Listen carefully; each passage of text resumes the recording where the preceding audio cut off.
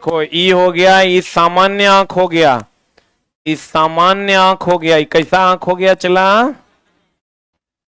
सामान्य आंख हो गया। अगर ऐसा हो गया तो शिथिल हो गया, क्या हो गया, शिथिल होगा। तो इसका फोकस दूरी ये है, इसका फोकस दूरी चला बढ़ जाएगा। यही अगर मोटा हो जाएगा, इसकी फोकस दूरी क्या हो जाएगी, मोटा हो जाएगा तो इसकी फोकस दूरी घट जाएगी, इसकी फोकस दूरी बढ़ जाएगी। ये मामला है, जल्दी लिख।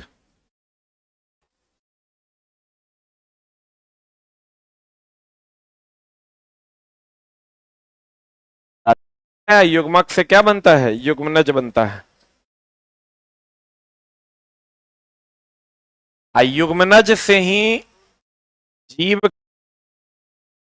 एकाग्र, क्या है ये, कहता है मध्य भाग, ये वाला भाग जो है ये क्या है, वर्तिका है। और उभरा हुआ क्या बनेगा, नवोद्भिद। अरे भ्रूण ना नवोद्भिद बनता है रे, XY। और लड़कियों में XX होता है। तो ये जो XX क्रोमोजोम होता है ये अपरिपक्व होता है, धीरे धीरे बढ़ता है।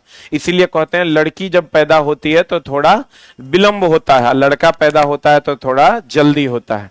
तो कहते हैं लड़की के जन्म के समय उसमें हजारों कैसे अंडे होते हैं, अपरिपक्व। गर्भाशय ग्रीवा अगर आप देखे होंगे चला जी, देखो ये तुम्हारा अंडाशय है, अंडाशय के ऊपर अंडवाहिनी है, और अंडवाहिनी यहां आइएगा तो ये गर्भाशय है, गर्भाशय के बाद ये क्या है, ग्रीवा है, और ये क्या है, योनि है। तो हम ये कह सकते हैं गर्भाशय जो है वो कहाँ खुलता है, ग्रीवा में। कहाँ खुलता है, ग्रीवा में। या यूं कहें गर्भाशय से योनि को जोड़ने वाले भाग के बीच में कौन होता है, ग्रीवा। तो कह रहा है गर्भाशय ग्रीवा द्वारा कहां में खुलता है, गर्भाशय जो है, ये जो गर्भाशय है ये ग्रीवा के द्वारा कहां खुलता है, कहां खुलता है, योनि में खुलता है। और अगर हम कहें गर्भाशय और योनि के बीच में कौन होता है, ग्रीवा होता है। भ्रूण का पोषण एवं अपशिष्ट पदार्थ का उत्सर्जन किसके द्वारा, दोनों। जैसे प्लासेंटा के बारे में लोग ये कहते हैं कि ये सिर्फ भ्रूण को पोषण देता है, नहीं, ये अपशिष्ट पदार्थ का परिवहन का उत्सर्जन भी करता है। अगर आपको दे दे कि बताइए भ्रूण क्या करता है, अपशिष्ट पदार्थ का उत्सर्जन करता है या पोषण देता है, कि दोनों करता है। प्लासेंटा क्या करता है, पोषण भी देता है और अपशिष्ट का उत्सर्जन भी करता है। तो कहता है भ्रूण का पोषण एवं अपशिष्ट पदार्थों का उत्सर्जन दोनों कौन करता है, प्लासेंटा। यही ना चला, प्लासेंटा है रे, बोलो रे। तो ये दोनों काम यहां पर, ये प्लासेंटा ये वाला भाग है जो यहीं से आपका दोनों काम होता है, ये वाला भाग। अब ये वाला भाग ये समझो कि सही तरीके से अगर चला, अभी तुम जब डॉक्टर के पास जाओगे, कोई गर्भ धारण कर ली महिला, तुम उसको किसी डॉक्टर के पास जाओगे, इतना तरह से तोरा ठगेगी वो या ठगेगा, जो गायनोकोलॉजिस्ट जितना है उसमें महत्तम से महत्तम ठग है। ये मैं एकदम डायरेक्ट लाइव है फिर भी बोल रहे हैं। मतलब मेरे सिस्टर के केस में ऐसा डरा दी कि वो 3 दिन तक रोते रही, तब ओकरा हम पटना बुलाए, फिर डॉक्टर दिखाए और तब जाके ठीक हुआ। मतलब मेरा भांजा होने वाला था, यहां जो है चला, ये प्लासेंटा को बता रही थी कि प्लासेंटा यहां है, मतलब नीचे डिप कर गया है, नीचे डिप कर गया है तो बहुत ज्यादा ब्लीडिंग होने के चांसेस हैं, और इसके कारण कभी भी ब्लीडिंग हो सकता है, कभी भी कोई प्रॉब्लम आ सकता है। अब पता चला कि अब फिर उसके बाद दूसरा बात क्या, वो तो होबे किया, दूसरा बात फिर क्या कह दी कि नहीं, इसमें जो है ना क्रोमोजोम में गड़बड़ी आ गया है, हो सकता है हार्ट में छेद हो, या हो सकता है कोई एक अंग काम ही नहीं करेगा एक। अब जिस माँ को ये बात कह दिया जाए कि तुम्हारा जो बच्चा तुम्हारे पेट में है उसमें या तो हार्ट में छेद होगा, या नहीं तो कोई एक अंग काम नहीं कर सकता है, अब सोचो उस माँ पर क्या गुजरेगी। और जब उसको हम लेके यहां लाके जांच करवाए तो पता चला कि ऐसा कुछ नहीं है। वो मैडम जो अनीता मैम से जांच करवाए, बहुत अच्छी डॉक्टर है, यहाँ है तुमको बस स्टैंड में, बस स्टैंड से थोड़ा उधर है अनीता मैम, जिसकी पुतहू का हॉस्पिटल है ज्योतिपुंज, वो डायरेक्ट बोली कि ये अपने आप, अभी तक 3 महीना बउआ होने में टाइम है, 3 महीना से पहले तो ये अपने आप भर जाएगा। और हुआ बउआ, कुछ नहीं हुआ। दूसरा गड़बड़ी लोग क्या कर रही है, देखो जितना ही गायनोकोलॉजिस्ट सब, ये सबका हॉस्पिटल ही गलत धंधे से बहुत लोगों का चल रहा है, सब काम नहीं कर रहे हैं। अब वो क्या करेगी, जैसे तुम किसी का बउआ होने वाला है, मान लो 10/4/2024 को मान लो होने वाला है, तो बउआ होने का डेट लिखती है कि कहिया होगा, उत्तरा में लिख देगी 10/3/2024। देखो बउआ तो चला 7 महीना 8 महीना 9 महीना, थोड़ा बहुत टाइम का अप्स एंड डाउन्स होता है, वो लिख देगी 10/3/2024। अब तुम 10/3/2024 को जैसे आएगा तू परेशान हो जाएगा। लोग परेशान हो जाते हैं कि भैया 10/3/2024 आ गया और अभी तक पेन नहीं हुआ है, लिवर पेन स्टार्ट नहीं हुआ है, बउआ कैसे होगा, नहीं होगा तो कैसे होगा। तो तू पहुंच जाएगा फिर डॉक्टरनी मैडम के पास कि मैडम देखिए आप तो इतना डेट दिए थे, 2 दिन डेटो बीत गया, अभी तक नहीं हो रहा है लिवर पेन। अब वो क्या करेगी, वो कहेगी भर्ती हो जाओ। भर्ती हुआ, भर्ती होने के बाद वो फिर लिवर पेन नहीं हो रहा है, नहीं हो रहा है, नहीं हो रहा है, वो कहेगी ऑपरेशन करना होगा। ऑपरेशन जैसे कहेगी करना होगा, तो तुम डरो ना डरो, माँ जो होगी वो एकदम डर जाएगी, पिता भी डर जाएगा, माँ के जो फैमिली के लोग होंगे सब डर जाएंगे। तो कहेगा चलो ऑपरेट कर दो। जैसे ऑपरेट बोला कि 50,000, 40, 45, 35, 40, 50। और नॉर्मल डिलीवरी होगा तो 6,000 के दवाई खाली बिकेगा। तो वो क्या करेगी, चला तुमको जैसे वो बउआ को ऑपरेट करके वो निकाल देगा, 10-15 दिन का गैप में ऑपरेट करके भी निकालेगी तो कोई दिक्कत, उसको पता है कि कब हम निकालेंगे तो कोई दिक्कत नहीं होगा, और निकाल देगी, उसका 40,000 का बिल बन जाएगा। तो सेम कहानी सबके साथ किया जाता है, लोग समझ नहीं पा रहे हैं। और दूसरा क्या करता है कि जैसे तुम जाओगे तो हर 15 दिन का अल्ट्रासाउंड, तुम जाके देखो ना 1500 टका, उसमें डॉक्टरनी मैडम का जो हिस्सा रहता है वो रहता है 1200, 300 रहता है वो जो बेचारा अल्ट्रासाउंड करता है वो 300 या 500 जो भी रहे। तो हर 15 दिन 20 दिन पे अल्ट्रासाउंड करेगा वो। एक बार मेरा एक बड़ा भाई है, भी चल ला के दिखाई, बात सही सही बता देगी, चुपचाप बाहर भी निकालता है। क्लियर है। अब कहते हैं चला, गर्भाशय की पेशियों के लयबद्ध संकुचन से शिशु का क्या होता है, जन्म होता है। इसमें जो संकुचन होता है ना चला, जिसके कारण इस पर प्रेशर पड़ता है और ये कहां चला जाता है, बाहर। इसके जैसे हम लोग क्रमाकुंचन से भोजन ग्रहण करते हैं,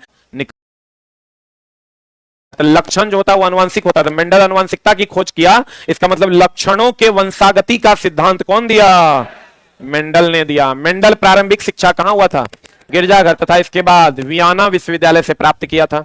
F1 पीढ़ी जानता है चला, F1 पीढ़ी, F2 पीढ़ी पढ़ा होगा तुम लोग। गोल झुर्रीदार बीज, लंबे बौने पौधे, सफेद बैगनी फूल का चयन किया गया था। F1 पीढ़ी में चला सब होता है, F2 में सिलेक्टेड होता है। F1 में 2 है, वो फिनोटाइप है, वो क्या है, जीनोटाइप। तो F1 का सभी पौधा कैसा लंबा निकलेगा, जब F1 फिनोटाइप कितना 3:1 और जीनोटाइप 1:2:1। बड़ी सबको रट्टा मारने की कोई आवश्यकता नहीं है, एनसीईआरटी में है तो एक लाइन देख लो। डीएनए का वह भाग जिसमें प्रोटीन संश्लेषण के लिए सूचना होता है उसे क्या कहते हैं। हम तो आपको पहले भी बोले कि सारी सूचनाएं कहां होती है, डीएनए में। और डीएनए किसका भाग है, जीन का। डीएनए किसका भाग है, जीन का। अगर आपको कहेगा अनुवांशिकता के लिए कौन जिम्मेवार है, जीन। जीन नहीं रहेगा तब कौन, डीएनए। अनुवांशिकता के लिए कौन जिम्मेवार है, जीन। जीन नहीं रहेगा तब डीएनए। कुछ प्राणी अपना लिंग बदल सकते हैं वातावरण के अनुसार, ही पता है ना, घोंघा, सितुआ, ये सब वातावरण के अनुसार अपना लिंग बदल लेता है। मेल है तो फीमेल है, फीमेल है तो मेल। ऐसा हम लोग के साथ भी रहता तो कितना बढ़िया रहता ना रे। कहते हैं कुछ प्राणी अपना लिंग बदल सकते हैं, जैसे घोंघा, क्योंकि उसमें लिंग का निर्धारण अनुवांशिक नहीं होता है। मतलब वातावरण के अनुसार वो अपना लिंग क्या कर लेते हैं, बदल लेते हैं। किसके अनुसार चला, लिख लो ये, वातावरण के अनुसार अपना लिंग बदल लेता है। बड़ा बढ़िया है। गर्मी में मेल, ठंडी में फीमेल। वातावरण के अनुसार अपना लिंग क्या कर लेता है, बदल लेता है। प्राकृतिक चयन विकासवाद के सिद्धांत के अलावे, डार्विन विकासवाद का सिद्धांत दिया था रे। डार्विन प्राकृतिक शास्त्री भी थे, उन्होंने उर्वरक बनाने में केचुए की भूमिका की खोज की थी। अभी चला पूछ देगा तो मामला हो जाएगा गड़बड़। सब जानता है डार्विन विकासवाद का सिद्धांत दिया था ना। सरल आंख होता है जो वास्तव में क्या कहलाता है, नेत्र बिंदु कहलाता है। पक्षी की उत्पत्ति कहां से हुई है चला, पक्षी पहले रेप्टाइल था, बाद में ये उड़ने लगा। पक्षी की उत्पत्ति कहां से हुई है, सरीसृप। सरीसृप बोले तो रेप्टाइल। अब मानव जाति का उद्भव कहां से हुआ, कहां से, क्रो-मैग्नन का नाम सुना है। मानव जाति की उत्पत्ति हुई है अफ्रीका में, किससे, क्रो-मैग्नन से। कहां से, अफ्रीका में हुआ है क्रो-मैग्नन। क्रो-मैग्नन से ही हम लोग का पूर्वज कौन है, क्रो-मैग्नन। ई खाली लेकिन चला याद रखना, F2 में जीनोटाइप पूछता है 9:3:3:1। ई सब का जरूरत नहीं, इसको काट दो। उसी को 9 भाग हो गया, गोल पीला, ये सब याद रखना। और अर्धपारदर्शी, लेकिन अपारदर्शी वस्तु का छाया जो बनेगा कि नहीं बनेगा, जैसे हम अपारदर्शी हैं कि पारदर्शी, पारदर्शी, अपारदर्शी है तो मेरा छाया बनेगा ना। तो कहते हैं अपारदर्शी वस्तु का तीक्ष्ण छाया बनता है, सबसे कमजोर छाया बनेगा अर्धपारदर्शी का, अब पारदर्शी का छाया नहीं बनेगा। लिख लो यहीं पर, पारदर्शी होगा, कांच में ही पार से ऊपर प्रकाश जाएगा, छाया बनेगा। पारदर्शी छाया नहीं, अर्धपारदर्शी कमजोर छाया।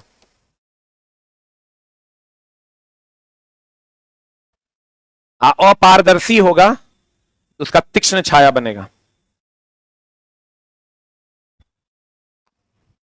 कैसा छाया बनेगा?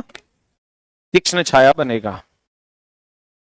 चला, अपारदर्शी और प्रकाश पार नहीं कर पाएगा, तीक्ष्ण छाया बनवे ना करेगा।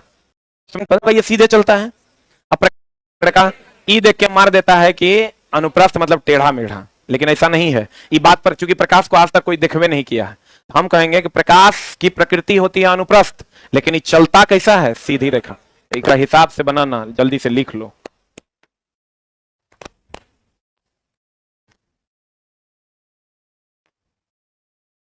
बनल है तो बलात्कारियों को तू समझा लेता कि अच्छा प्रस्थ है, लेकिन गमन कैसी करती है? सीधी। आई भी ध्यान रखना, धारा का प्रवाह पॉजिटिव टू निगेटिव, इलेक्ट्रॉन का प्रवाह निगेटिव टू पॉजिटिव। जो दिखता है वो है नहीं। जल्दी लिख।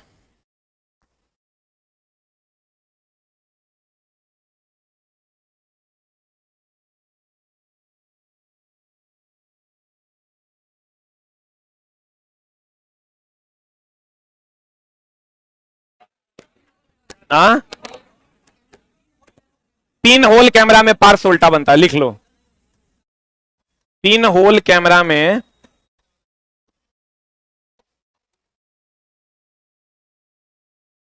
पार्श्व उल्टा बनता है। पिन होल कैमरा में पार्श्व उल्टा बनता है।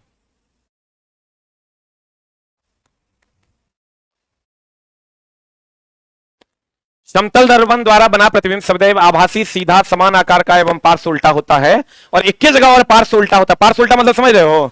ये हाथ उठाओगे तो लगेगा ये हाथ उठा रहे हैं, ये हाथ उठाओगे तो लगेगा ये हाथ उठा रहे हैं। कहता है गोलीय दर्पण में परावर्तक पृष्ठ के केंद्र को दर्पण का क्या कहते हैं? ध्रुव के देखो, ये गोलीय दर्पण है। कहता है परावर्तक पृष्ठ के केंद्र को ध्रुव कहते हैं। देखो, दर्पण का केंद्र अब परावर्तक पृष्ठ का केंद्र दोनों अलग अलग है। मतलब चला, ये जब पूरा का पूरा लाइन जब घुसेगा किताब में ना, तो किताब की मर्यादा ही अलग हो जाएगी। ये हो गया दर्पण का केंद्र, जिसको हम लोग सेंटर कहते हैं, बोलवे नहीं करेगा।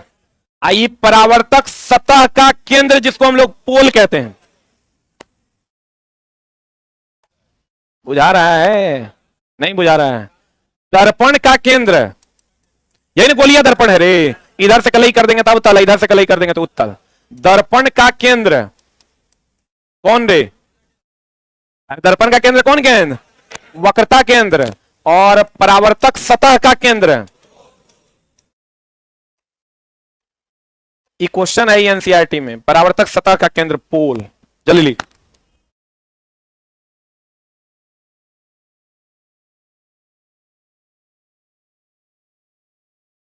नोट नहीं बना पाता है क्या रे? इतना तो टाइम हम देवे करते हैं कि नोट नहीं बना पाओ तुम। नोट्स बना पाता है कि नहीं? हमको लगता है सब लड़का बना लिया होगा। किसका किसका एकदम रेगुलर नोट्स है 1 नंबर से लेकर अभी तक? बहुत बढ़िया। करे बीच में छोड़ दिया? वाह, कहां गया था? मरियो जाओ रे, छुट्टा हो गया। दर्पण का केंद्र क्या है? दर्पण का केंद्र क्या है रे? वक्रता केंद्र। अब परावर्तक सतह का केंद्र क्या है? पोल। बुझा रहा है? ये हम चला 6-7 महीना पहले बुझे हैं, तो आज बुझा रहे हैं। गोलीय दर्पण के केंद्र को क्या कहते हैं? वक्रता केंद्र। अब मुख्य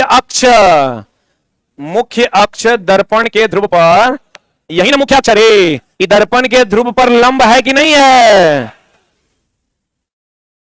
मुख्य अक्ष दर्पण के ध्रुव पर क्या है? लंब है। लंब है। ये वो चीज हमेशा ध्यान रखना, ये अगर कोई दर्पण है तो हम बोले हैं मुख्य अक्ष यही ना है, मुख्य अक्ष जो